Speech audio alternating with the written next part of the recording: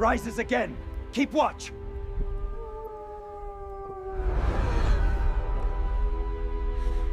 The body is preserved. No decay at all. It is the vampire, I tell you. Silence. We must report this to the Feldmarshal. The subject shows no signs of putrefaction. Holy Mother, protect us from this plague. The reports from the border are worse than we feared. They are already here, Excellency. So close to the city. Hurry, before it comes down from the mill. Are the children safe?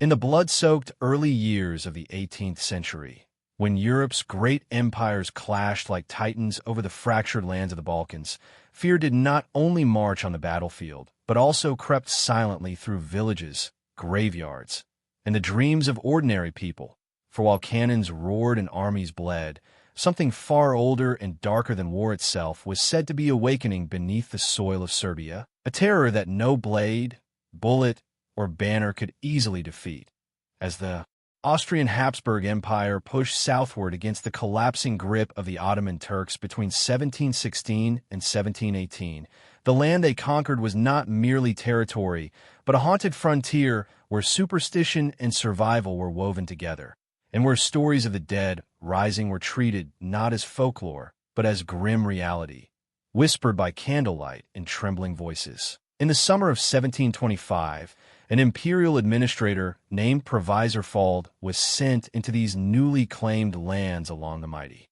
Danube River, tasked with nothing more than mapping villages and recording taxes. Yet what awaited him in the fishing settlement of Kisilova would become one of the most chilling encounters in European history, for instead of ledgers and village rosters, he found a crowd of desperate villagers gathered in their cemetery, their faces pale with terror, their prayers colliding with curses as they clawed at the earth, exhuming a corpse as if trying to drag something evil back into the light. Pushing through the mob, Fald watched in disbelief as the body of a man long buried was pulled from its grave, astonishingly preserved, his skin still flushed with color, his hair and nails seemingly grown, his lips stained with fresh blood as though he had fed only hours before. And in that horrifying moment, the imperial officer realized he was witnessing something that no military training or scientific education had prepared him for. A sharpened stake of hawthorn wood was placed against the corpse's chest, and when it was driven deep into the heart with a hammer's brutal force, blood poured from the body's mouth, nose, and ears as though the dead man were bleeding anew, even letting out what some swore was a low, agonized groan, a sound that rippled through the crowd like a wave of ice. The villagers, convinced they were destroying a vampire, completed their ritual by burning the corpse to ash, believing only fire could sever the connection between the monster and its victims, while Fald stood frozen, caught between disbelief and terror, for what he had just witnessed defied everything he thought he knew about death. That night, as smoke still drifted over the village, he documented every detail in an official report that would soon reach the highest levels of the Austrian Empire, marking the first recorded use of the word vampire in Western history and sending shockwaves through Europe, as scholars, priests, and generals alike grappled with the unsettling idea that the horrors of the Balkans were not limited to war. According to the villagers, the corpse belonged to a man named Petr Blagojevic, who had died 10 weeks earlier but returned in spirit, or so they claimed, to prey upon his neighbors, appearing in their dreams and choking the life from them before they fell violently ill and died within days, leaving 9 fresh graves in his wake. And though Austrian doctors scoffed at such tales, the eerie consistency of the deaths and the unnatural condition of the body forced even the most rational minds to hesitate. Serbia, it seemed, was not just a land of conquered people, but a land where the boundary between the living and the dead was dangerously thin, where ancient Slavic beliefs about blood-drinking revenants had survived for centuries, passed down through generations who knew that some evils did not stay buried. And as Fald's report spread across Europe, fear spread with it, igniting a dark fascination that would draw armies, scientists, and priests deeper into the fog of war, where the truth would prove far more disturbing than any legend, and where men who believed only in reason would soon be forced to confront a nightmare that bled, breathed, and refused to die. The report Provisor Fald sent to Vienna traveled faster than any army, its chilling words spreading across the Austrian Empire like a sickness of their own. And while scholars debated whether vampires were demons, disease, or peasant fantasy, the people of Kisilova knew only one truth, that after Petr Blagojevic was buried, death had not stayed buried with him. For within days of his funeral, the village was struck by a nightmare so cruel and methodical that even seasoned war survivors trembled. As men and women who had once walked the riverbanks in good health collapsed in their beds, after waking from visions in which Petr stood over them, his face twisted into something inhuman, his breath cold against their skin as he strangled the life from them until their hearts raced,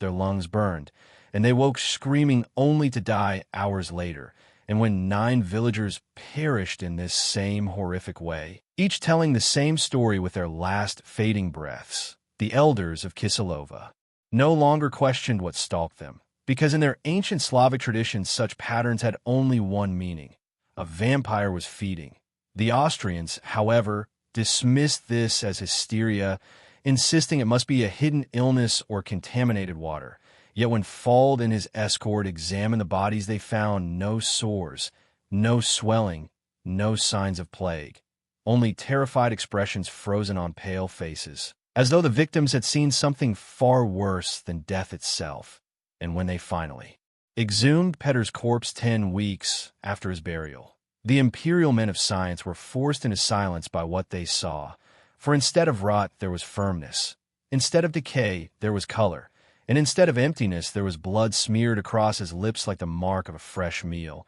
a sight so unnatural that even hardened soldiers shifted uneasily. The villagers explained that Petr had not been a good man in life, that he had been cruel and feared, and that after his death his spirit had returned in a corrupted form to continue his hunger, for in their belief a vampire was not merely a walking corpse, but a predatory force that used the dead body as its vessel, and to destroy it one had to destroy the body completely, which was why the hawthorn stake was driven into his heart and his remains burned, not as an act of barbarism, but as a desperate attempt at survival. Fald wrote of the blood that poured from the corpse when it was staked, of how it flowed as though from a living man, and of how some swore they heard a moan escape his throat, a sound that haunted the administrator long after he left the village, because no disease could explain it and no science could dismiss it. And when his report was published that summer, it became a sensation across Europe, forcing the educated world to confront the disturbing possibility that something ancient lurked behind the superstition. Priests argued it was the work of demons. Doctors argued it was the misunderstanding of natural decay. But neither could explain why Petr's hair and nails had continued to grow in the grave, or why the villagers had only found peace after his body was destroyed. And as fear grew, Emperor Charles VI himself took notice, ordering that any future reports of vampire activity be sent directly to the imperial court, as though preparing for a new kind of enemy, one that could not be fought with muskets or cannons. Meanwhile, in Serbia, the shadow of Petr's story settled heavily over the countryside, for Kisilova was not the only village whispering of the dead who fed on the living, and rumors spread of graves disturbed at night, of livestock found drained of blood, of widows who swore their husbands returned to sit beside them in the dark. And as war reshaped the borders of the Balkans, fear reshaped the minds of its people, blending old folklore with new terror, until the land itself seemed cursed. And while the Habsburg armies marched in the name of order and empire, the villagers waged a far more desperate war against something that could not be seen in daylight, something that crept through dreams and darkness, feeding not only on blood, but on the very certainty of life and death. And it was becoming painfully clear that Petr Blagojevic had not been an isolated horror, but merely the first crack in a nightmare that was about to tear open across the region. 6 years after the horror of Kisilova shook the Austrian Empire, the nightmare returned in an even darker and more terrifying form.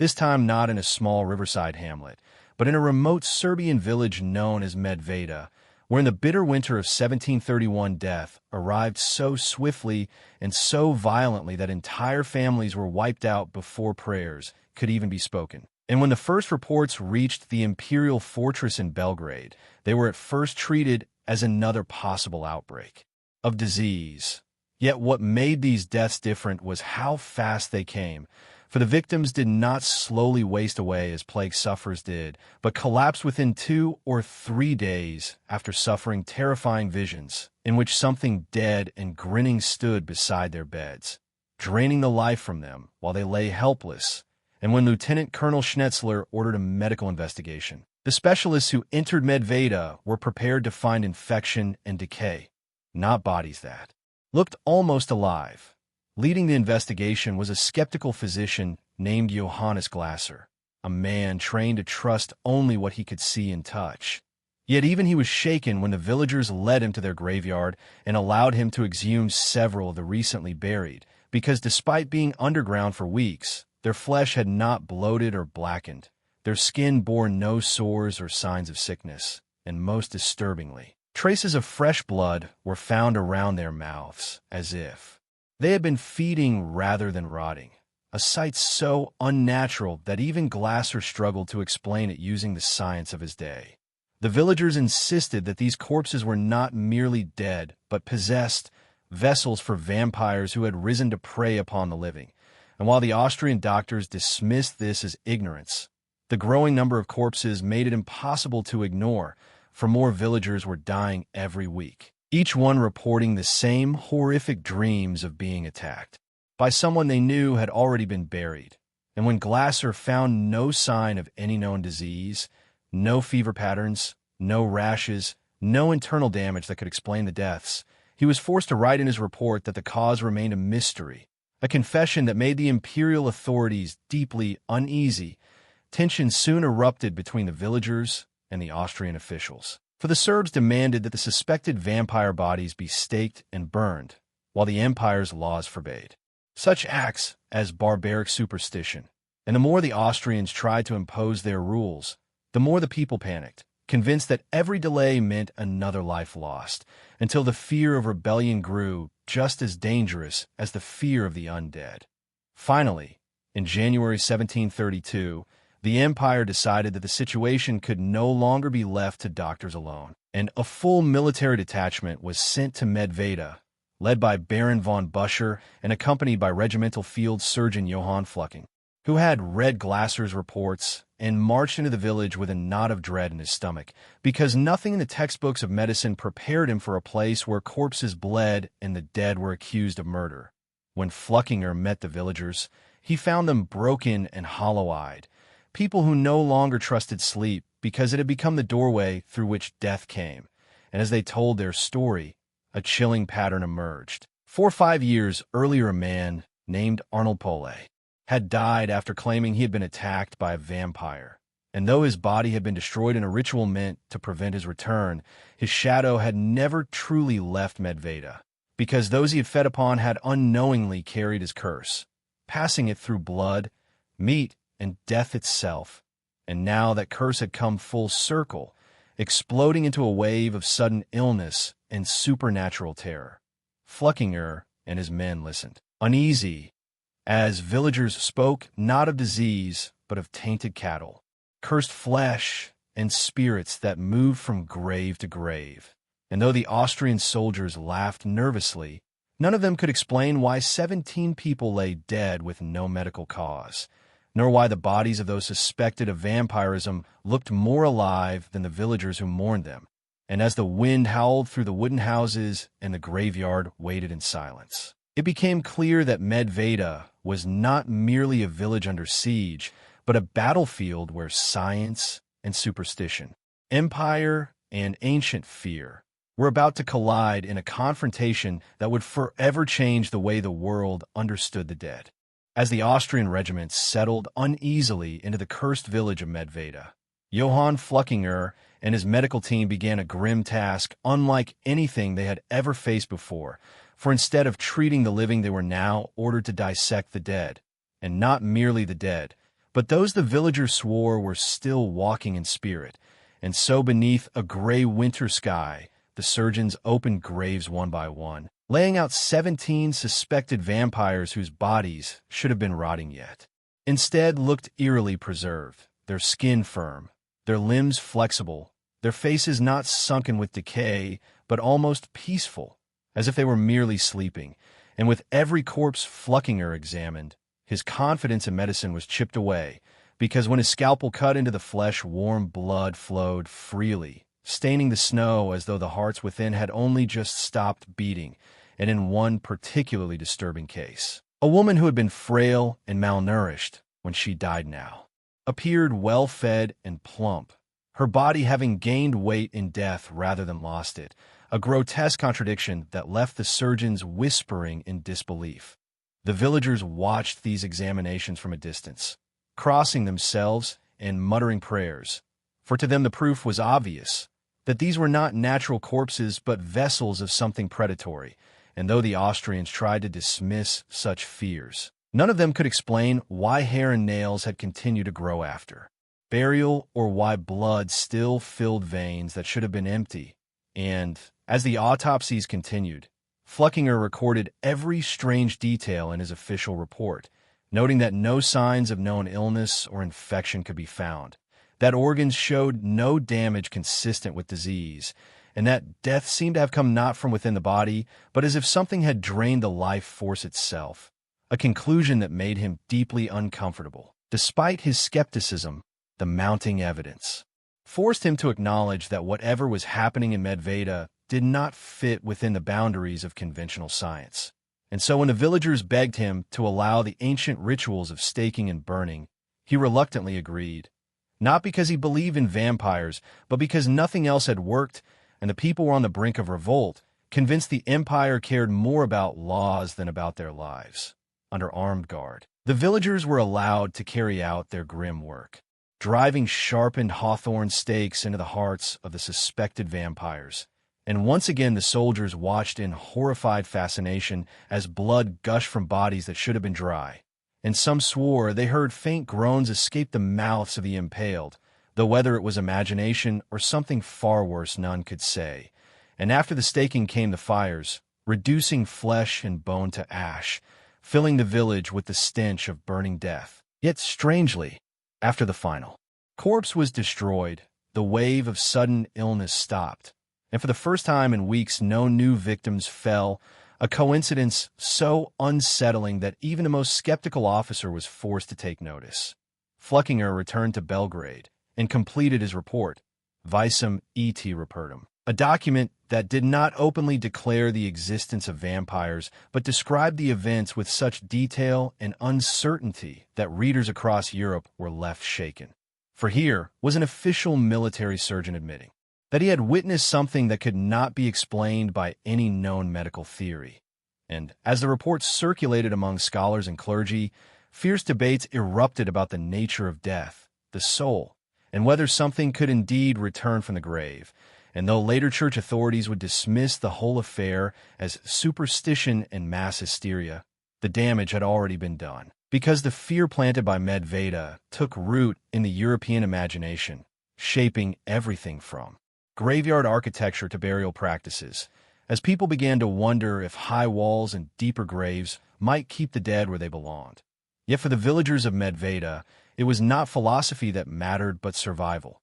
And as they slowly returned to their shattered lives, they carried with them the memory of corpses that bled, of eyes that seemed to watch from beyond death, and of a terror that had only been stopped by fire. And while the empire would eventually move on to other wars and other frontiers, the truth of what happened in that small Serbian village remained a dark stain on history, a reminder that even in an age of muskets and medicine, humanity was still vulnerable to the unknown. In the months following the destruction of the 17 suspected vampires of Medveda, the Austrian Empire found itself facing a threat unlike any it had ever recorded. For while the soldiers had returned to their barracks and the villagers to their fields, the reports written by Glasser and Fluckinger traveled through Europe like ghostly messengers, stirring fear in royal courts, monasteries, and universities alike. and as the stories of bleeding corpses and sudden deaths were printed in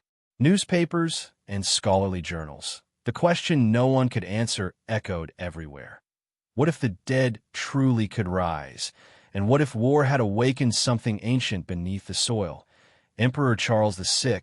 already ruling over a fragile empire stretched across hostile borders, took the matter so seriously that he ordered all future vampire reports be sent directly to Vienna, treating these mysterious outbreaks not as folklore, but as a potential threat to imperial stability, because fear, more than any army, had the power to shatter control, and if the people believed the dead were hunting them, rebellion would not be far behind. Meanwhile, church authorities and medical scholars waged their own bitter war over the truth, with priests declaring that vampires were the work of demons sent to punish sinners, while scientists argued that strange burial conditions, premature interment, and misunderstood decomposition could explain every grotesque detail. Yet neither side could explain why. The outbreaks always ended after the corpses were destroyed, a coincidence too consistent to ignore. In the countryside,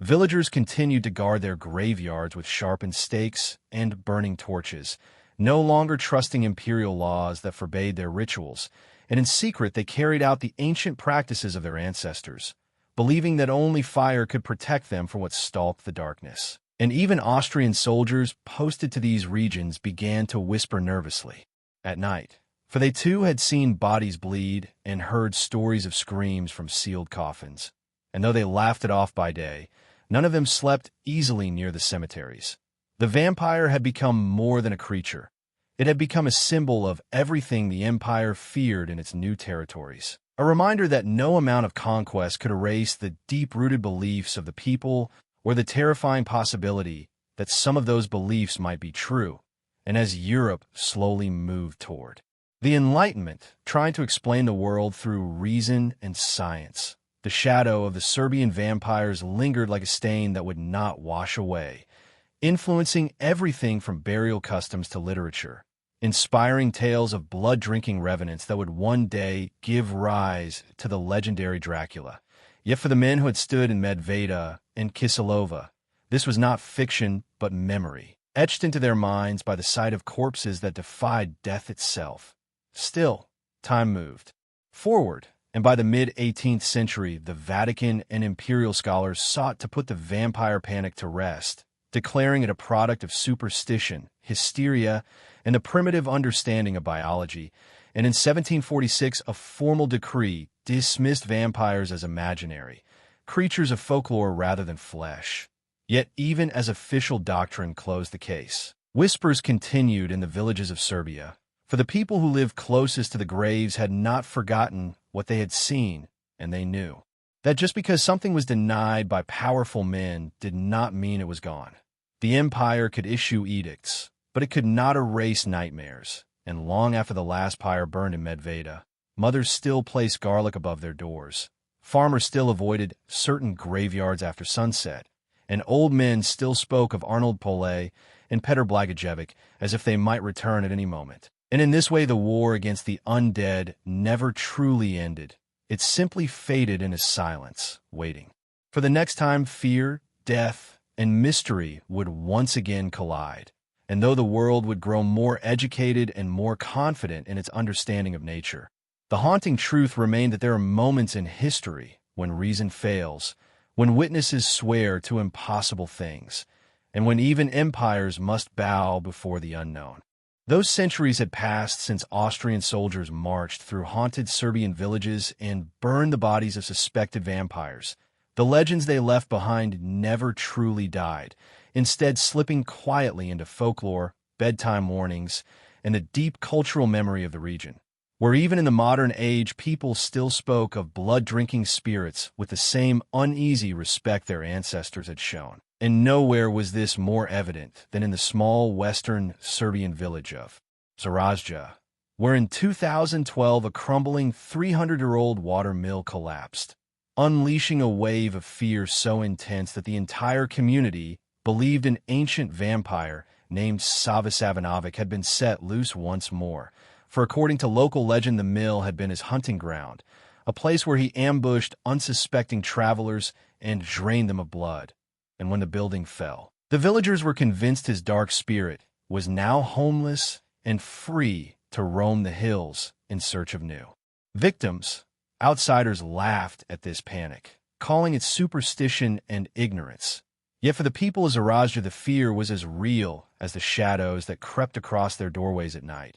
And just as their ancestors had done during the vampire outbreaks of the 1700s, they armed themselves with garlic, crucifixes, and sharpened hawthorn stakes, hanging holy icons above every entrance and refusing to approach the ruined mill after sunset, and even tour guides canceled visits, unwilling to tempt whatever might be lurking in the dark. For 7 months, the village lived in a state of quiet terror, waiting for signs that Savanovic had returned, and though no one was attacked, the fear itself was enough to paralyze daily life, a reminder that even in an age of smartphones and satellites, ancient beliefs could still command powerful loyalty, because those beliefs were not born from imagination alone, but from generations of stories rooted in real deaths, real fears, and real mysteries that science had never fully explained. Historians and psychologists would later say that the panic in Zarazja was simply mass hysteria, a cultural echo of the vampire scares of the 18th century. Yet to the villagers it was proof that the past was never truly gone, that the same forces which once terrified Kisilova and Medveda still lingered beneath the surface, waiting for the right moment to resurface. And as the mill was eventually rebuilt and life returned to normal, the question remained unanswered. Had there ever truly been a vampire there, or was fear itself the real monster? When viewed from the outside, it is easy to dismiss such events as the product of ignorance. Yet when one considers the countless cultures across the world that tell similar stories of spirits that feed on the living, of entities that wear human flesh like a disguise, the idea becomes harder to ignore. For from Asia to Africa, from the Americas to Europe, tales of blood-drinking beings appear again and again, separated by oceans yet united by eerily similar details. And perhaps what we call vampires are simply different interpretations of the same ancient fear, the fear that death is not always the end, that something may remain behind, hungry and watching. Modern science offers explanations for many of the strange phenomena that once fueled vampire legends, such as the natural bloating of corpses, the illusion of hair growth, and the presence of blood caused by internal pressure. Yet even with this knowledge, some questions remain unsettlingly open, especially when one reads the official Austrian report from the 1700s, documents written not by peasants but by trained surgeons and officers who describe bodies that bled, gained weight, and resisted decay. And when such accounts are placed alongside the continued belief in places like Zarazja, it becomes clear that the line between superstition and something deeper is far thinner than we might like to admit. In a world that prides itself on logic, vampires have been transformed into romanticized creatures of fiction, elegant immortals who sparkle in the sunlight and fall in love with mortals. Yet this modern image bears little resemblance to the raw terror that once gripped Serbia, where a vampire was not a tragic hero, but a disease, a predator that killed without mercy and left entire villages in mourning. And perhaps this transformation is our way of making the fear more palatable, turning something once horrifying into something we can control through stories and movies. Yet beneath the surface of that entertainment lies the same ancient dread that haunted the soldiers of the Austrian Empire, a reminder that even today, no matter how much we think we understand the world, there are still shadows in the corners of our knowledge, waiting quietly, like something buried just beneath the earth. As the echoes of Serbian vampire legends fade into the modern world, they leave behind a question that has never truly been answered. Whether the horrors witnessed by Austrian soldiers and terrified villagers were the result of misunderstanding and fear, or whether something far darker once walked among the living. For history does not speak only through myths, but through documents, testimonies, and records written by men who had no reason to lie. And when the imperial reports of Kisilova and Medveda are read today, their words still carry the weight of disbelief and dread, describing bodies that bled, grew, and resisted decay in ways that defied all known medical explanation of their time. Centuries later, science offers comforting theories to explain these phenomena, from the buildup of gases inside a corpse forcing blood confirming to the surface, to the illusion of hair growth caused by skin retraction. Yet these answers feel incomplete when placed beside the precision of the surgeon's notes and the consistency of the villagers' experiences, because those who lived through the outbreaks did not simply fear the dead. They watched their neighbors die after reporting the same horrifying dreams, and when the suspected vampires were destroyed, the death stopped, a pattern so perfect it feels almost deliberate, as if whatever had been hunting them had been severed by fire and wood. Perhaps the true horror of the Serbian vampire cases lies not in whether the creatures were real, but in what they reveal about the fragile boundary between the known and the unknown. For even today, despite our advanced medicine and technology, there are illnesses we cannot cure, phenomena we cannot fully explain, and experiences that leave those who endure them forever changed, much like the villagers of Medveda who never again trusted the safety of their own beds. The modern world is quick to laugh at tales of vampires, to reduce them to entertainment. Yet when the people of Zarazja armed themselves in 2012 after the collapse of Sava Savinovic's mill, they were not acting out of ignorance, but out of inherited memory, a cultural survival instinct passed down from ancestors who had learned, through blood and loss, that sometimes danger wears a human face and sleeps beneath the soil, and while outsiders saw only hysteria, the villagers saw a warning that the past was stirring. This clash between belief and skepticism is the true legacy of the vampire outbreaks. A reminder that history is not as clean and logical as textbooks suggest, and that beneath every rational explanation, there is often a story of fear that once made perfect sense to those who lived it. Because fear, unlike superstition, does not arise without reason, and whether that reason was disease, psychological trauma, or something truly supernatural may never be fully known. What we do know is that war, famine, and death create conditions where the mind and body are pushed to their limits, where nightmares bleed into waking life, and where even the strongest sense of reality can fracture. And in the devastated Serbian villages of the 18th century, surrounded by graves and grief, it is easy to imagine how something unseen could take hold, whether as a virus or a legend, feeding on despair as much as blood. Yet even this explanation does not fully erase the unease left by the Austrian reports, because those documents do not read like fairy tales, but like the confused observations of men who had expected to find rot and found something disturbingly alive. And when such accounts are paired with the global presence of similar legends across cultures that never contacted one another, the idea of the vampire becomes less like a simple story and more like a universal symbol of humanity's deepest fear. That death is not the end, and that what waits beyond it may not be peaceful. In the end, perhaps the greatest terror is not that vampires might exist, but that we can never be entirely sure they do not, because the world is vast, history is incomplete, and the shadows of the past are long, stretching from the fog-filled graveyards of 18th century Serbia to the quiet hills of modern villages where people still hang garlic over their doors just in case. And as long as those shadows remain, the story of the wartime vampires will never truly be over, lingering like a whisper in the dark, waiting for someone to listen.